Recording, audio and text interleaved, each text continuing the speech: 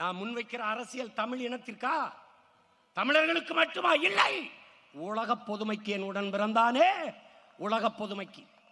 உலக பொதுமைக்கான அரசியலை யார் முன்வைக்க முடியும்? உலகில் தமிழன் மட்டும்தான் முன்வைக்க முடியும். ஏன்?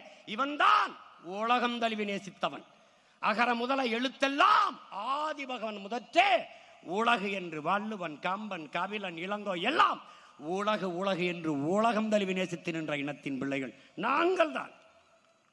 புவி வெப்பமாகிறது, பருவநிலை மாறுகிறது, அதை தடுக்க வேண்டும் என்று நாங்கள் போராடுவது தமிழ்நாட்டிற்கு மட்டுமல்ல, தமிழர்களுக்கு மட்டுமல்ல, உலக பொதுமைக்கு. உலகில் 800 கோடி மக்கள், 100 கோடி மக்களுக்கு தான் குடிநீர் இருக்கிறது. 2 விழுக்காடு தான். இதை 20 விழுக்காடாக உயர்த்த வேண்டுமே என்று கதறுவது பதறுவது தமிழர்களுக்கு மட்டுமல்ல, உலக பொதுமைக்கு. நாங்கள் சொல்லும் போது சிரித்தீர்கள். 200 நாடுகளின் சூழியல் ஆர்வலர்கள் உலக சபையிலே, ஐநா பெருமன்றத்திலே அறிக்கை தாக்கல் செய்கிறார்கள். என் அன்பு உடன் பிறந்தானே, இந்த பூமிக்கு வாழ்நாள் இன்னும் 12 ஆண்டுகள் தான் இருக்கிறது, அதற்குள் நாம் விழித்துக் கொள்ள வேண்டும், இல்லை என்றால் எல்லோரும் சேர்ந்து அழிவோம் என்கிறார். என்னுடைய அப்பா பெரியதாக நம்மாழ்வார் இன்னைக்கு பிறக்கிற குழந்தைக்கு 25 ஆண்டுகள் கழித்து பூமியில் வாழ இடம் இருக்காது, இல்லை என்றால் வாழ்கிற இடமாக இந்த பூமி இருக்காது என்கிறார். ஆனால் இவர்கள் 12 ஆண்டு சொல்கிறார்கள். அதை பற்றி யாருக்கும் கவலை? இன்றைக்கு அறிவிக்கிறதே இந்த பூமி நீரற்ற நிலமாக மாறிவிட்டது என்கிறார்கள். கவலைப்படுகிறார்களா? உலகத்திலே ஒரு அரசியல் இயக்கம் அதை பற்றி கவலைப்படுகிறது என்றால் அது நாம் தமிழர் கட்சி மட்டும்தான்.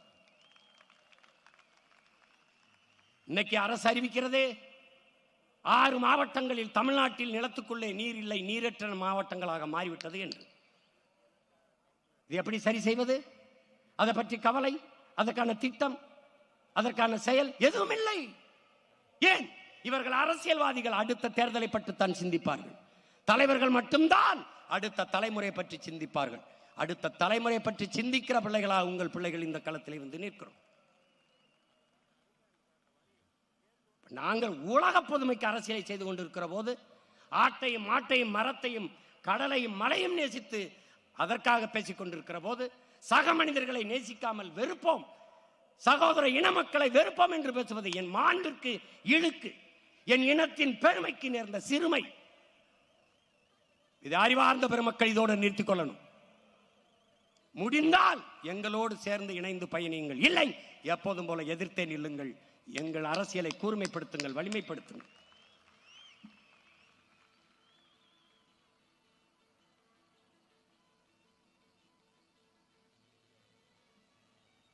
தமிழ்நாட்டில் ஒரு அரசியல் கட்சி சுற்றுச்சூழலுக்கு என்று ஒரு பாசறை வைத்து பல கோடிக்கணக்கான லட்சக்கணக்கான மரக்கன்றுகளை நட்டு வளர்க்கிறது என்றால் அது நாம் தமிழர் கட்சி தான். பல லட்சக்கணக்கான அழகு யூனிட் ரத்தம் கொடுத்திருக்கிற ஒரு கட்சி இருக்கின்றால் அது நாம் தமிழர் கட்சி தான். எங்கள் பிள்ளைகளின் ரத்தம் எந்தெந்த சாதி, ஏன் சாதிக்கு ரத்த வரி உண்டு, ரத்தத்திற்கு சாதி வரி கிடையாது. அதனால் எங்கள் பிள்ளைகள் என் நேரம் அழைத்தாலும் அந்த ரத்தம் கொடுப்பார்கள். இப்ப கூட முகாம் நடந்து கொண்டிருக்கிறது, கூட்டத்தில் இருக்கிற எங்கள் பிள்ளைகள் ரத்தம் கொடுத்து கொண்டு வருகிறார்கள். ஏன்? ரத்தம் சிந்தி என் இன விடுதலைக்கு போராடியவர்கள் நாங்கள் என்பதை காட்டுவதற்காக. உடல் உறுப்புகளை சிதைய கொடுத்த இனத்தின் மக்கள் விடுதலைக்காக. அதனால் உறுப்புகளை தானம் செய்து கொண்டிருக்கிறார்கள். கொடையாக கொடுத்து கொண்டிருக்கிற ஒரு அரசியல் இயக்கம் இருக்கின்றால் அது நாம் தமிழர் அரசியல் பேர் இயக்கம் தான். அதை புரிந்து கொள்ள வேண்டும். உலக பொதுமைக்கு அரசியலை செய்கிறோம். ஒரு ஊருக்கே சாப்பாடு போட வேண்டும் என்றாலும் ஒரு வீட்டில் தான் உழை வைக்க வேண்டியிருக்கிறது.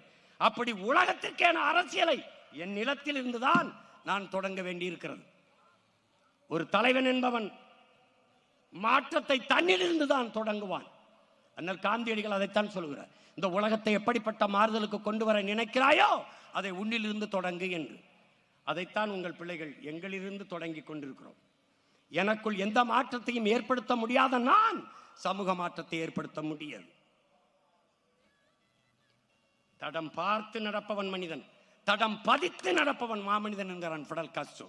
நாங்கள் தடம் பதித்து நடக்க நினைக்கிறோம். அதை புரிந்து கொள்ள வேண்டும். அன்பு மக்கள், மாறி மாறி மாறி மாறி வாக்கு செலுத்தி விட்டீர்கள்.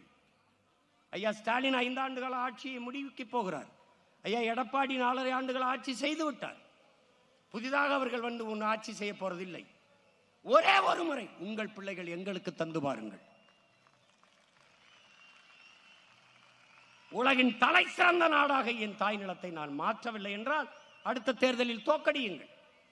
தோல்வி ஒன்றும் எங்களுக்கு புதிதல்ல. திரும்ப திரும்ப திரும்ப இதுக்கு எதற்கு நாங்கள் அலை கரும்பாறை கரைத்து விடுவது தன் வலிமையால் அல்ல, விடாமுயற்சியில் நாங்கள் அதைத்தான் செய்து கொண்டிருக்கிறோம். எங்கள் தலைவன் எங்களுக்கு கற்பித்தான், இந்த கப்பல் பத்திரமாக கரை கொண்டு போய் சேர்க்கும் என்ற நம்பிக்கையை கொடுத்து விட்டால் மக்கள் தானாக ஏறி விடுவார்கள் என்று. இந்த கப்பல் நிச்சயமாக பத்திரமாக உங்களை கரை சேர்க்கும் என் அன்பு மக்களே, நீங்கள் நம்பிக்கையோடு வந்து இந்த கப்பலில் ஏறுங்கள்.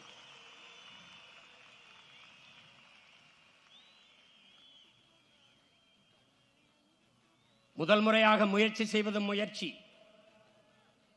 2016 நாங்கள் போட்டியிட்டது முயற்சி, தோற்றோம். 19 போட்டியிட்டோம், அது தொடர் முயற்சி, தோற்றோம். 21 போட்டியிட்டோம், அது விடாமுயற்சி, தோற்றோம். இப்போது 26 போட்டியிடுகிறோம். இது விடாமுயற்சி அல்ல, அடர்த்தியான நம்பிக்கை.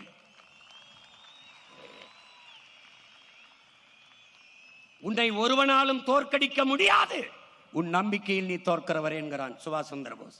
நல்லவர்கள் கூட தோற்றதாக செய்தி உண்டு சரித்திரத்தில், நம்பிக்கை கொண்டவர்கள் தோற்றதாக செய்தி இல்லை என்கிறார் எங்கள் உயிர் தலைவன் மேதகவி பிரபாகரன் அவர்கள்.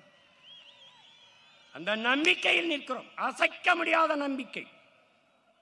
வந்தவரையெல்லாம் வாழ வைத்த இன மக்கள் இம்முறை தம் சொந்த பிள்ளைகளை ஆள வைப்பார்கள் என்று அசைக்க முடியாத நம்பிக்கை.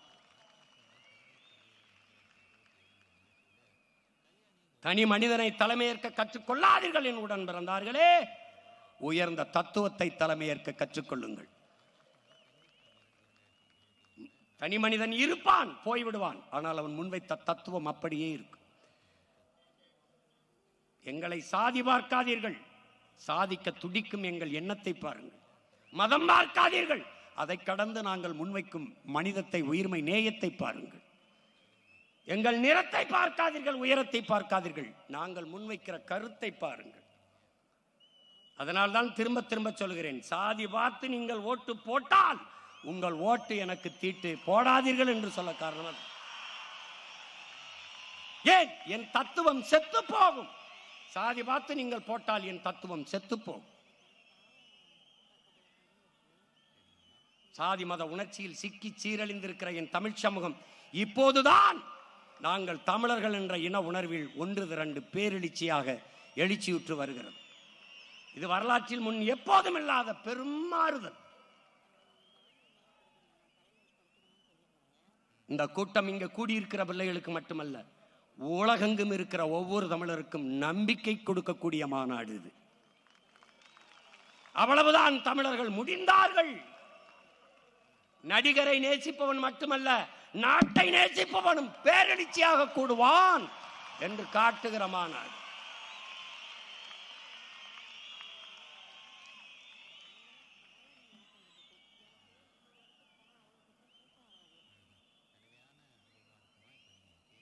அடர்ந்த இருளிலே என்னை அருகிலே நிறுத்தி வைத்து என் தலைவன் சுடுகிற போது சொன்னார், என் துவக்கிலிருந்து வருகிற தோட்டாவுக்கு என்ன வலிமை இருக்கிறதோ அதே வலிமை உங்கள் வாயிலிருந்து வருகிற ஒவ்வொரு வார்த்தைக்கும் இருக்கிறது என்றார். இது இரண்டும் சேர்ந்து வெடித்தால்தான் இனத்தின் விடுதலை சாத்தியமாகும் என்றார். இந்த ஒற்றை மகன் 234 தோட்டாக்களை இந்த களத்திலே, இவர்கள் வேட்பாளர்கள் அல்ல, அடிமை தமிழ் தேசிய இனத்தின் விடுதலைக்காக களத்திலே பாய்கிற முன்கள வீரர்கள். இராணுவத்திற்கு ஆள் எடுக்கிறவர்கள் கூட சிறு சிறு பிழை செய்யலாம். அதைவிட கவனமாக தமிழ் தேசிய இராணுவத்திற்கு வேட்பாளர்களை, ஆட்களை, படை வீரர்களை தேர்வு செய்திருக்கிறேன். உடன் பிறந்தார்களே,